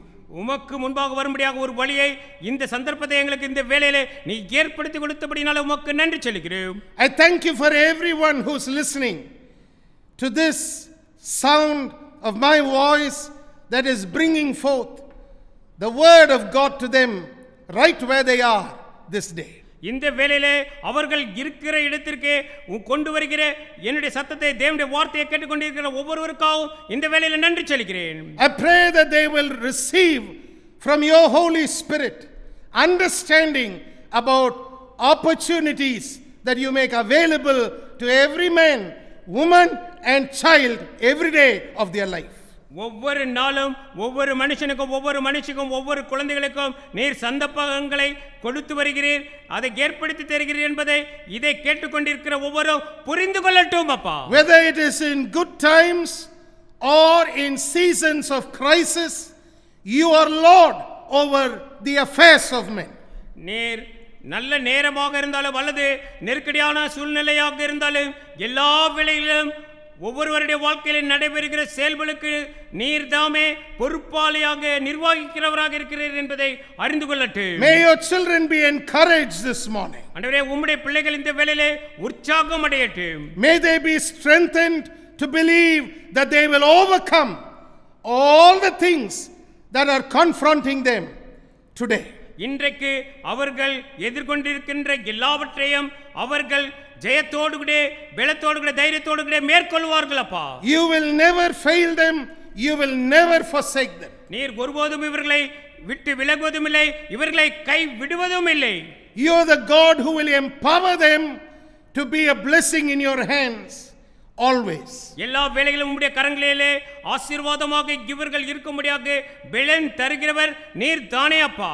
May their hands never be clasped together in slumber over your will and plan and revelation from your word in their lives. அவருடைய வாழ்க்கையிலே வருகிற சித்தத்தையோ உம்முடைய திட்டத்தையோ அல்லது உம்முடைய வெளிப்படுத்துதலையோ அவர்கள் பாராதபடிக்கு கைகளை முடக்கிக் கொண்டு சோம்பலாக அவர்கள் நின்று விட வேண்டாம் அப்பா. May they never slumber over your word. ஆண்டவரே உம்முடைய வார்த்தையிலே அவர்கள் ஒருபோதும் ஆண்டவரே தூங்கி விழுந்து விட வேண்டாம். We pray in Jesus' name. இயேசுவின் நாமத்தினாலே ஆண்டவரே இதை வேண்டிக் கொள்கிறோம். Oh, we pray that your word will be life to them in every aspect of their day-to-day living.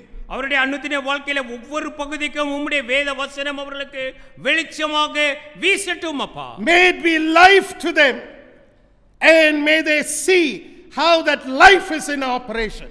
எங்களுடைய வாழ்க்கையிலே உம்முடைய வார்த்தை ஜீவனாக இருக்கட்டும், அது ஒவ்வொரு பகுதியிலும் எப்படி ஜீவனாக இருக்கிறது என்பதை நாங்கள் கண்டுகொள்ளட்டும் அப்பா. May it manifest as eternal life and abundant life. அது நித்திய ஜீவனாக பரிபூர்ணமுள்ள ஜீவனாக இவர்களுக்கு இந்த வேளையிலே வெளிப்படட்டும் அப்பா. Encourage those who are discouraged. ஆண்டவரே சோர்ந்து போய் யாரேனும் இருப்பார்களானால் அவர்களை இந்த வேளையிலே உற்சாகப்படுத்தியருளும். Let light come to those who are looking at the future and thinking the future is a dark future or a gloomy future. ஒருவேளை எதிர்காலத்தை பார்த்து மிகவும் இருட்டாக அல்லது மிகவும் ஆண்டவரே என்ன செய்வதென்று அறியாது இருக்கிறவர்களாக யாராயினும் இருப்பார்களானால் அவர்களுக்கு இந்த வேளையிலே ஒரு நம்பிக்கையை தந்தருளே. I pray that light will begin to flow and the light of your word will begin to shine on their footsteps every day. ஆண்டவரே அவருடைய நடவடிக்கைகள் ஒவ்வொன்றிலும் ஆண்டவரே உம்முடைய ஜீவியம் ஆண்டவரே இந்த வேளையிலே புறப்பட்டு வரட்டும், உம்முடைய ஜீவியம் இந்த வேளையிலே பிரகாசிக்கட்டும் அப்பா. Father, I thank you because you are in charge of the affairs of men. மனுஷர்களுடைய செயல்பாடுகள் யாவற்றையும் நீர் பொறுப்பெடுத்திருக்கிறபடினாலே உமக்கு நன்றி சொல்கிறேன். Continue to use your children for your glory. ஆண்டவரே உம்முடைய பிள்ளைகளை தொடர்ந்து உம்முடைய நாம மகிமைக்கென்று எடுத்து தொடர்ந்து பயன்படுத்தி வாரும் அப்பா. And may their days be plentiful with the abundance of your presence, protection, provision and guidance, O Lord. ஆண்டவரே உம்முடைய பிரசன்னத்தினாலே உம்முடைய பாதுகாப்பினாலே உம்முடைய வழிகாட்டுதலினாலே உம்முடைய பிள்ளைகளுக்கு ஆண்டவரே நீர் ஒரு பரிபூர்ணமான வாழ்க்கையை நீர் இந்த வேளையிலே தந்தரல வேண்டுமாய் வேண்டிக் கொள்கிறேன். Thank you, Father. உமக்கே நன்றி சொல்கிறோம் அப்பா. In Jesus' name we pray. இயேசுவின் நாமத்தினாலே வேண்டிக் கொள்கிறோம். Everybody said amen. எல்லோரும் சேர்ந்து சொல்வோம் ஆமென். Amen. Amen. Hallelujah. Be encouraged this morning. இந்த காலை வேளையிலே நீங்கள் உற்சாகம் பெறுங்கள். Remember, God uses sometimes the most mundane things to perform the greatest miracles of all. இதிலே அர்த்தமில்லை, இது ஒன்றுமில்லை என்று சொல்லி நினைக்கிற சாதாரண விஷயங்களை எடுத்து மிகப்பெரிய அற்புதங்களை தேவன் எடுத்து செய்கிறார். They look like everyday events, but God, when He blesses them, they turn into God opportunities. நீங்கள் பார்ப்பதற்கு ஒருவேளை அது ஒரு சாதாரண அனுதினம் நடக்கிற சம்பவமாக இருக்கலாம், ஆனால் அது தேவன் தரும் ஒரு பொன்னான சந்தர்ப்பமாக அது இருக்கிறது என்பதையும் நீங்கள் அறிந்து கொள்ளுங்கள். Remember, in that young boy's house that day, 5 loaves and 2 fish looked like 5 loaves and 2 fish only. அந்த சிறு பையனுடைய வீட்டிலே அன்றைக்கு அவர்கள் பார்த்தது 5 அப்பம் 2 மீன் 5 அப்பம் 2 மீனாகத்தான் இருந்திருக்கு. There was nothing spectacular about it. அந்த இடத்திலே அது ஒரு விசேஷமானதாக அவர்களுக்கு அந்த வேளையிலே தோன்றி இருக்காது. The 5 loaves were not glistening or the 2 fish were not shining. அந்த 5 அப்பம் பளபளப்பாகவோ அல்லது 2 மீன் மிகவும் பெரிதாகவோ அந்த வேளையில் அவர்களுக்கு ஒருவேளை கண்களுக்கு பட்டு இருக்காது. But the boy came prepared. ஆனால் அங்கே நாம் அறிந்து கொள்ள வேண்டியது அந்த பையன் ஆயத்தமாக வந்தான். The boy came with a recognition that a God opportunity must not be dealt with lightly. தேவன் தரும் சந்தர்ப்பத்தை நாம் மிக லகுவாக எடுத்துக்கொள்ளக்கூடாது என்று அவன் மிக ஆயத்தமாக அந்த பையன் வந்தான் என்பதை நாம் கண்டுகொள்ள வேண்டும். Natural hunger would not be an excuse to break away from Jesus and to get back and to do his own thing. இயேசுவோடு கூட நாம் இருக்கக்கூடிய ஒரு சந்தர்ப்பம் கிடைத்திருக்கிறது. எனக்கு இயற்கையாக வரக்கூடிய பசி அந்த நெருக்கத்திற்கு தடையாக வந்து இருக்கக்கூடாது என்று சொல்லி அவன் ஆயத்தமாக வந்தான். That's why I believe that every opportunity that God gives you must be recognized and used for his glory. அதைத்தான் நான் நம்புகிறேன். தேவன் தருகிற ஒவ்வொரு சந்தர்ப்பத்தையும் நாம் புரிந்து கொண்டு அங்கீகரித்து அதை உடனே எடுத்து பயன்படுத்த வேண்டும். God bless you real good. தேவன் தாமே உங்கள் யாவரையும் ஆசீர்வதிப்பாராக. Remember, God loves you unconditionally. உங்களை தேவன் எந்த ஒரு நிர்பந்தனையும் இல்லாமல் நேசிக்கிறார் என்பதை அறிந்து கொள்ளுங்கள். Amen. ஆமென்.